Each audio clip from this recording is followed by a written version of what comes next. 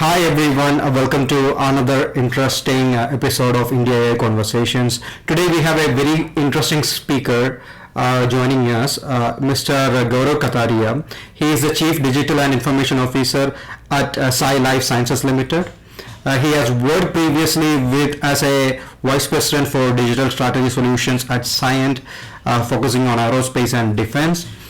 He's a man with decades of experience under his belt in digital transformation, and he's today going to talk to us about the role of AI in pharmaceutical industry, and especially the role AI is going to play in development of the COVID vaccine as well as the distribution of the COVID vaccine, which is going to be a huge landmark movement in our lifetime.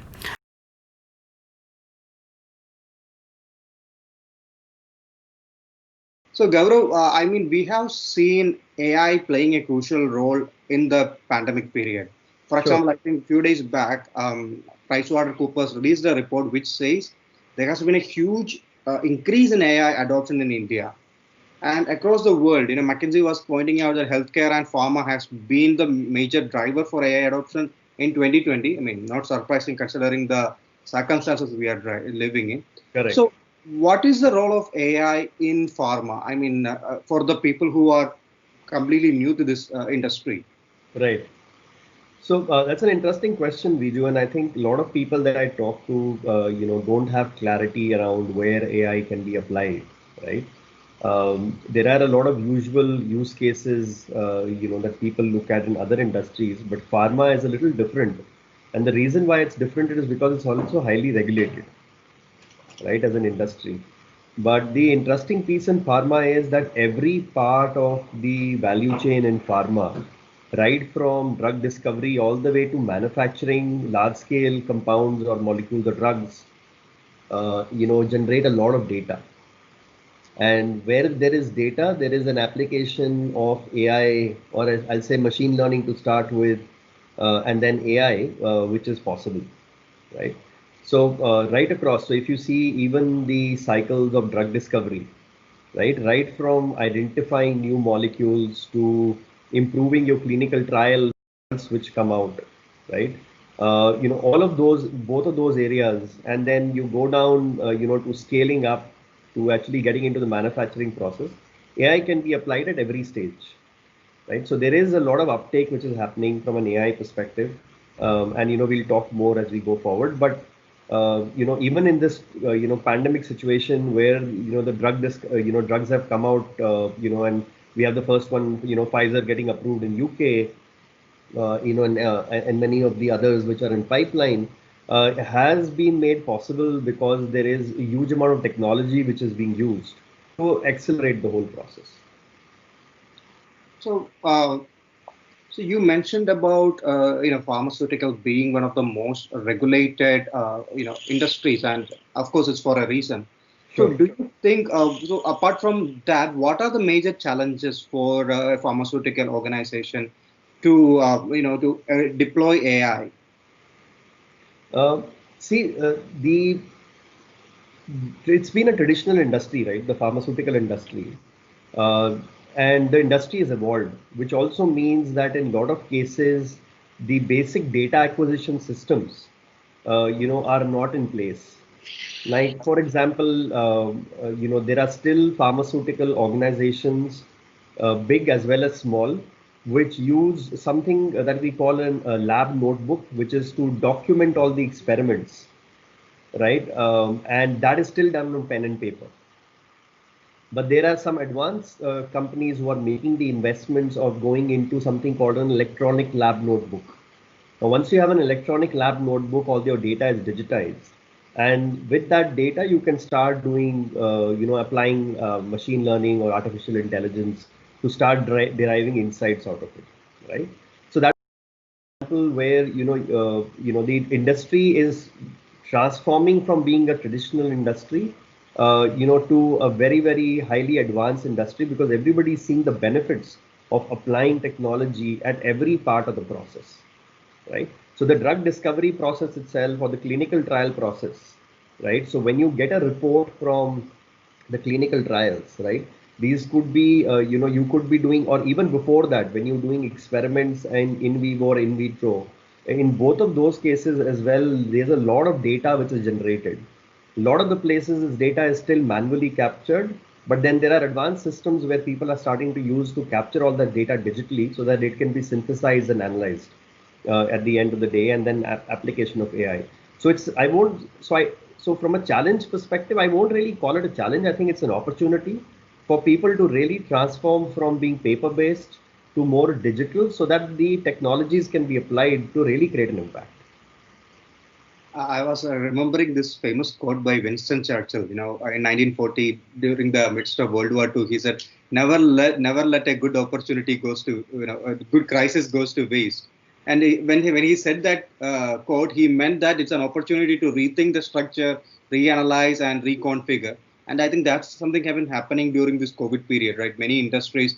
When you look at the adoption rate, surprisingly, hospitality and travel industry is the most to adopt AI in India in the last few months. So I completely agree to your point. Why traditional industries, like pharma and others, has to transform and adapt especially during this period and going forward.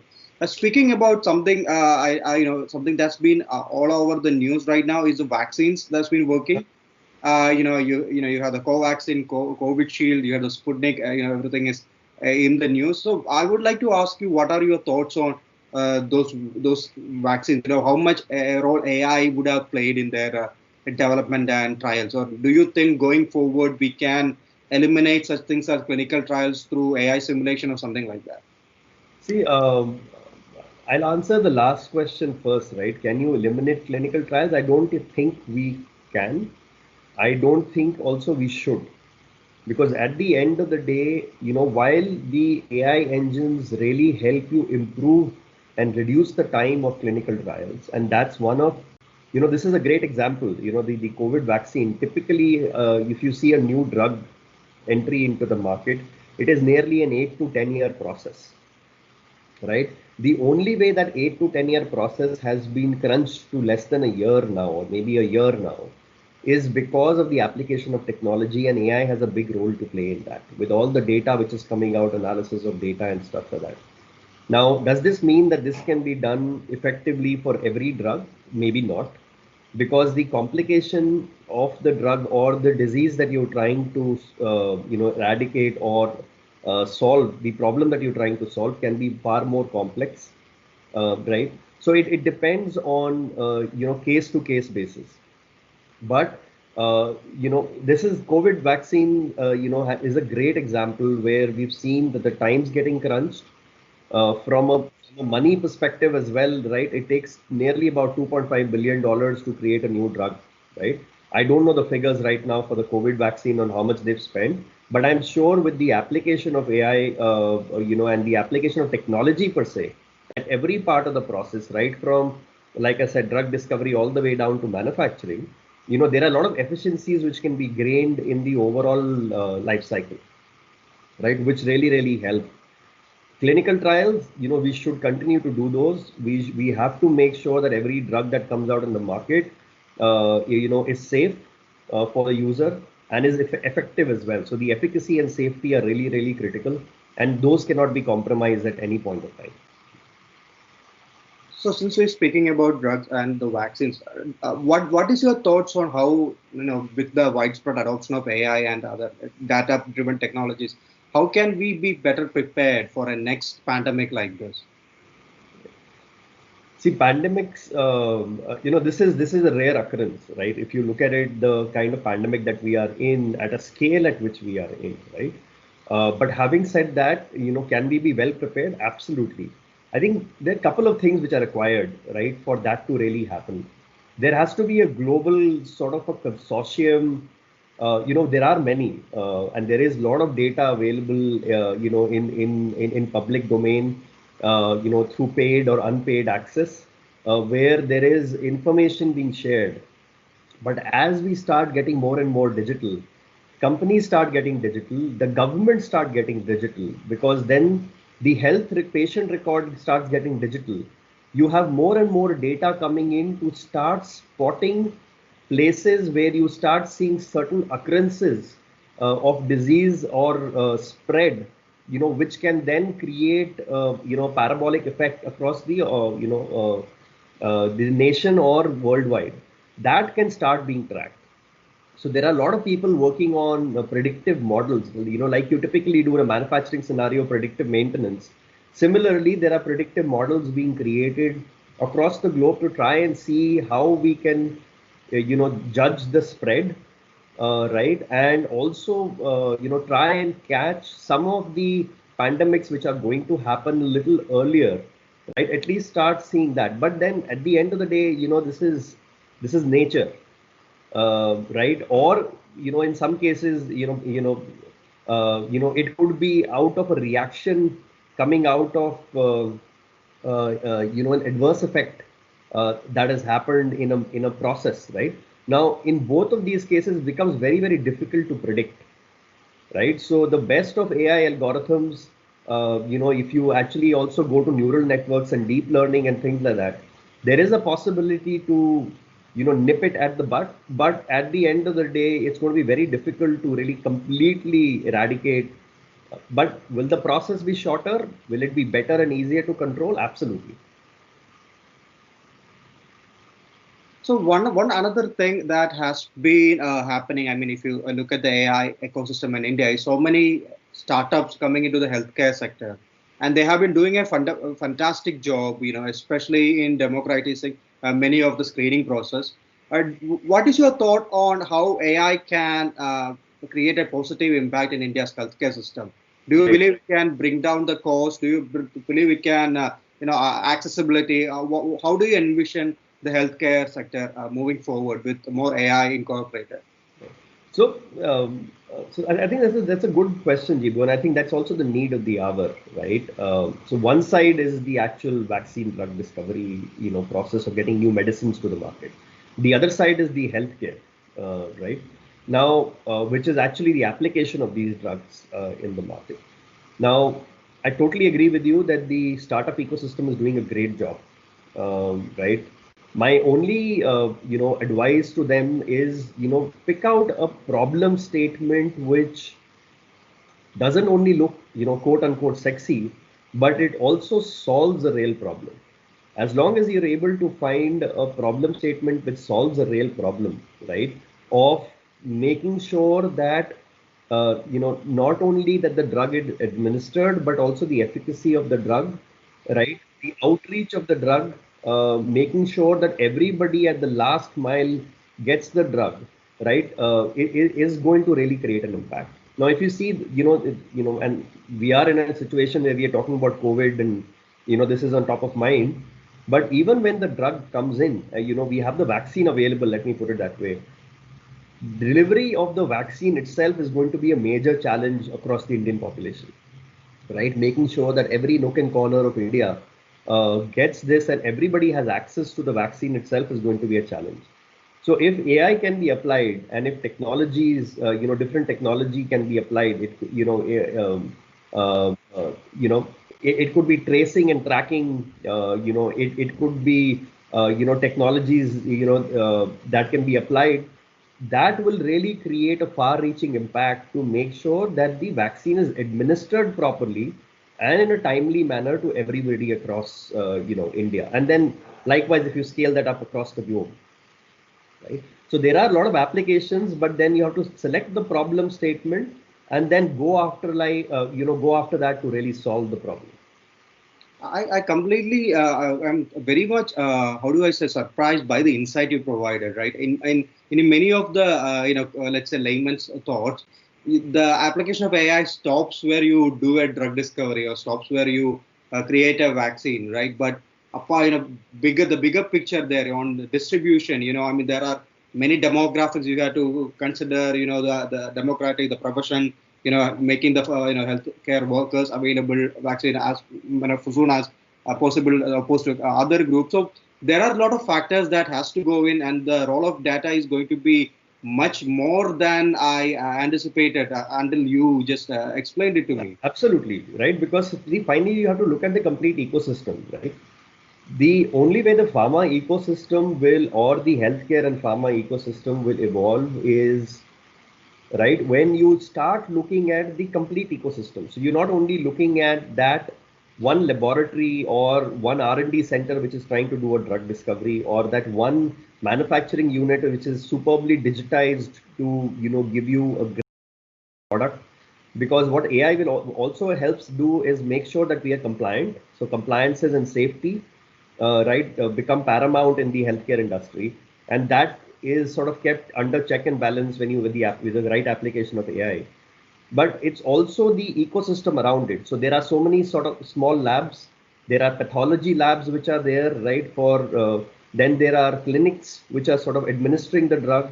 There's that complete supply chain in the middle which has to carry the drug from one place to the other, right? If you start looking at it, I'll give you one example, right? If you want to transfer a drug or a vaccine, let's say from one of the manufacturing facilities to a village, there is a cold chain which needs to be maintained, right, to keep the drug at the right temperature.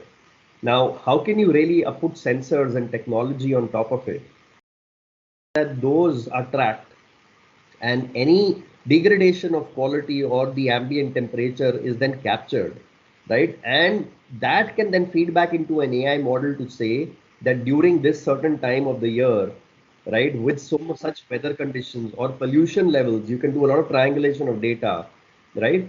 Finally, this is what we need to do. So while the prescribed norm is to keep, let's say, a temperature at, -2 degrees Celsius, I'm just picking up some random thought, but in that specific area, when I'm delivering it to a certain kind of a zone, certain kind of location, it should be kept at -4, right? That should be the threshold. And anything below minus 4, as it sort of goes up above -4, it should give an alarm that, there's something wrong, because the ambient temperature, the pollution levels, etc., are not really conducive to that environment. So there's a lot of application that can be done right from beginning all the way to the end. But and that's what these startups can do, because they are detached from the process.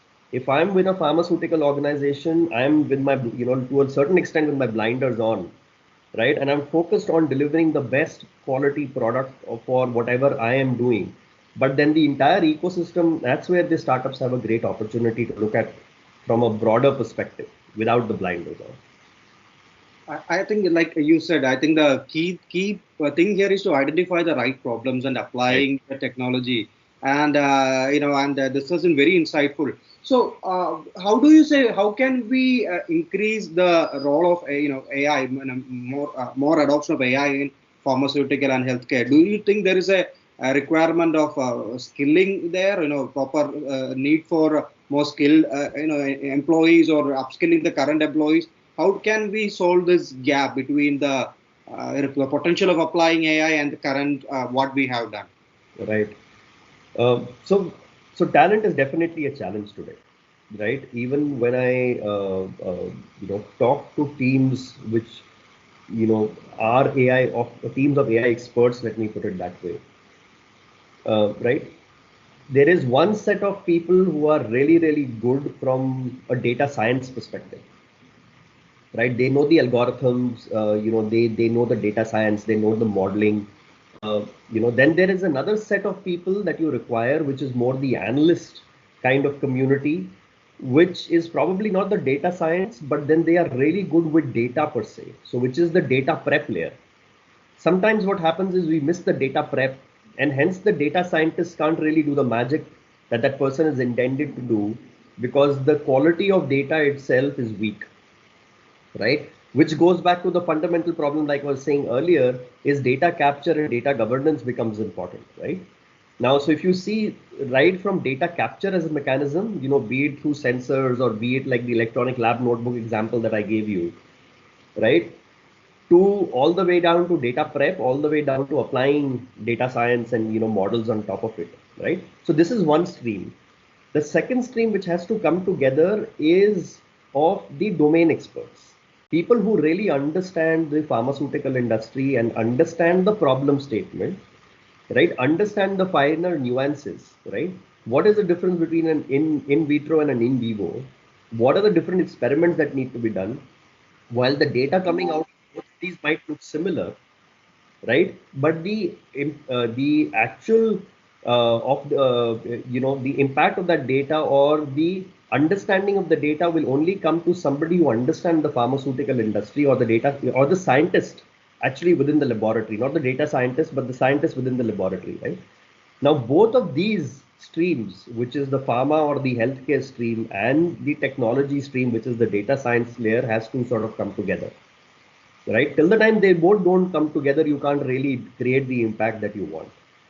So, and finding one person with that talent, who is, let's say, a doctor by education, right? But a data scientist by, qualification, education versus qualification, right, is very, very rare, right? And that is where lies the problem, right?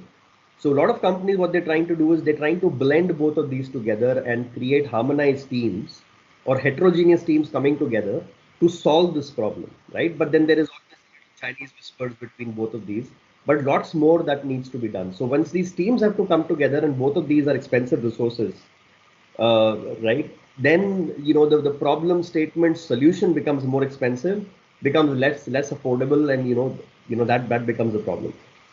Coming back to your question on education, absolutely. I think more and more people need to get educated around the impact that data analytics can have at the fundamental level and going all the way up to AI and AI applications. What that will do, and that has to happen to the scientist community who are actually working in the labs. And what will that help is whenever they spot a problem, they will have their antennas up and they will put that hat of a data scientist. While they might not understand the modeling, which is fine, but at least the data analytics and an AI 101 is really, really important for them to have the ability to start spotting a problem and a possible application. Let them bring that up within their organization to the right department, which could be the office of the data officer or chief data officer or whatever, or the chief digital officer office, or anybody else, so that then we can then put the teams together to actually identify if it's a genuine problem which can be solved, a genuine use case which has the merit to apply AI on it, and then take it forward. So from that perspective, 2-3 levels of training which are important. One is an AI 101, which should be broad-based across, not only limited to people who want to get into this profession, but scientists who are actually working on drug discovery, or manufacturing engineers who are actually running the shop floors actually. So everybody should get covered with that. The second level is your data scientists who have to understand the pharma industry that they're getting into. So they need a pharma 101, right, or a 102, a little next advanced level, so that they understand that nuances. And then third is actually building the data scientists, right? But right from data prep, which is the data analyst layer, which is preparing the data, because that is a critical part of the whole process, because garbage in is garbage out at the end of the day, right? And then finally the data scientists. So there are 3-4 levels where we have to start training people to really get this whole thing together.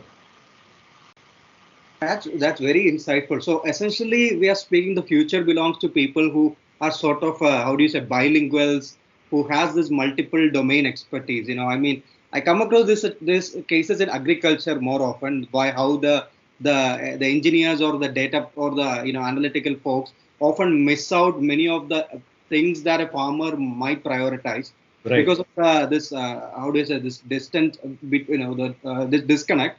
And I believe this is where that can be solved, right? You have to have this sort of basic AI education incorporated, whether it's in a pharmaceutical, B farm, or let's say something in college level, in engineering, in biotechnology, molecular biology or chemistry, everywhere.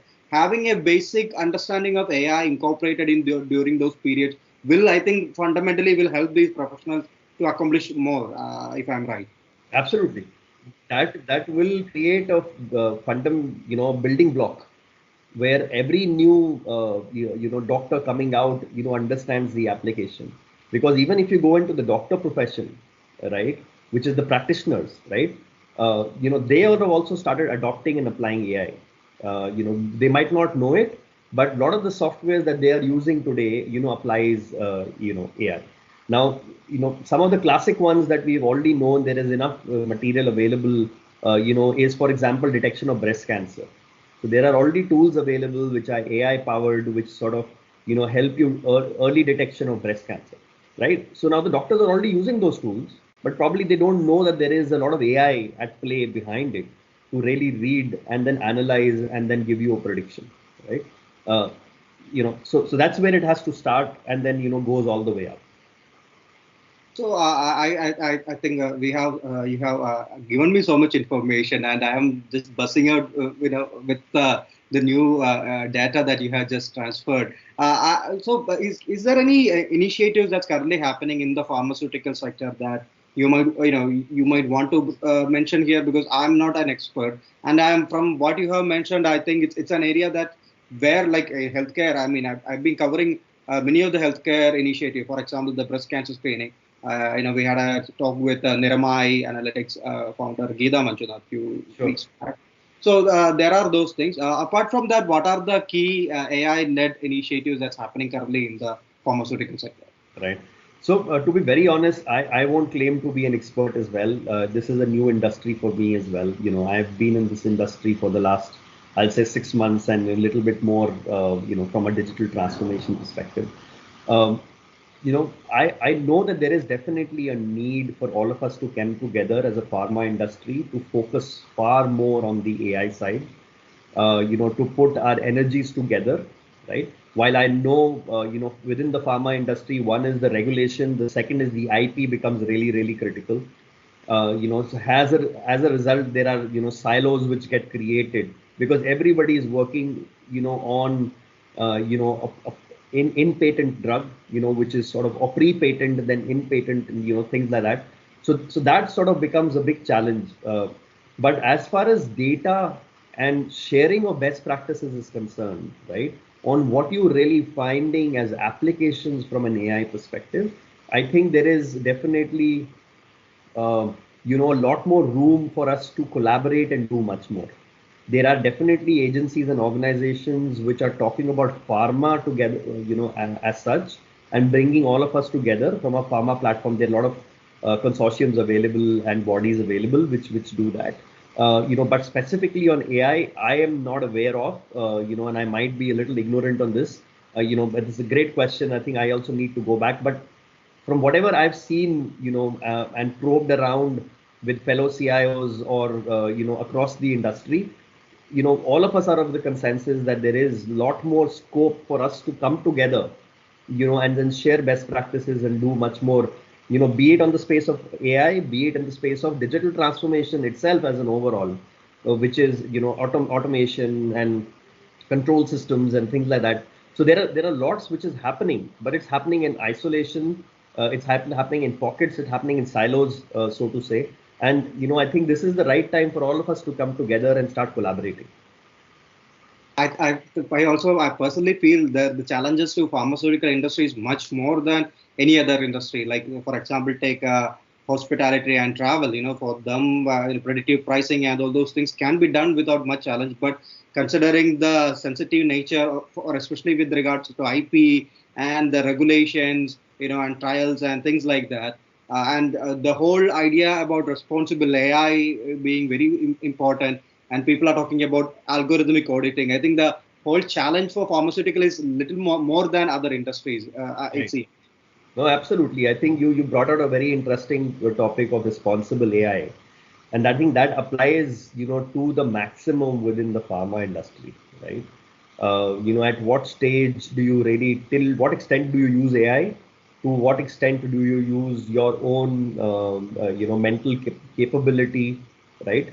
And how do you really? Because finally, it's all data and algorithms, right? One of the reasons why AI is a little slow from a pickup is because even bodies like the FDA, for example, right, they're doing a great job in adopting technology, but at the end of the day, there is always a question to say, can I trust this algorithm alone?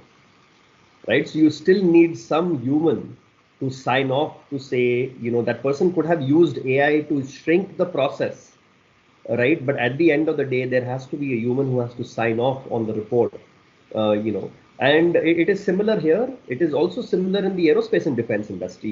I've worked in the aerospace and defense industry for a while.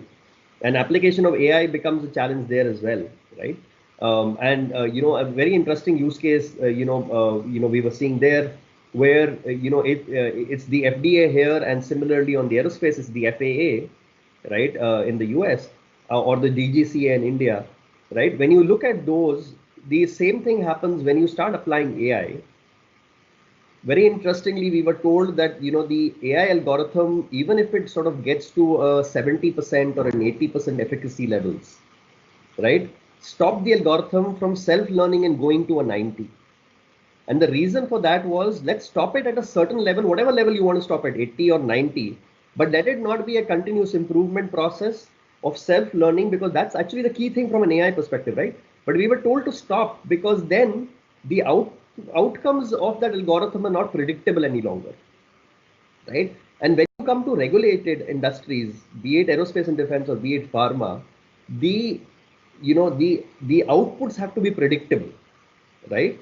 And so even if it's 70% efficacy of an algorithm, or if it's a 90% efficacy of an algorithm, it has to stay at that constant level, right? And if you're doing any change, then a complete change control has to be taken, following the GMP practices, which is a good manufacturing practices, or the GXP practices, and to make sure that, if it's taken from an 80 to a 90, there is a logic behind it, then it's frozen at a 90. So after some point of time, you're not really applying AI, but you're stopping AI from self-learning, but you're freezing it at a certain level. So, there are those finer nuances of every industry, which go hand in hand with the regulations at the end of the day. And I also think it's the right thing to do, because you don't know, like in the manufacturing process, the whole thing can become a runaway reaction, right? If these, the chemicals are not managed at the right time, and, it's not put at the right time, it can turn into a runaway reaction. We've seen this in our chemistry labs also in grade 11 and 12, suddenly there'll be an explosion because you couldn't really control the reaction, right? You put too much of chemical A into a chemical B, right, at the end of the day.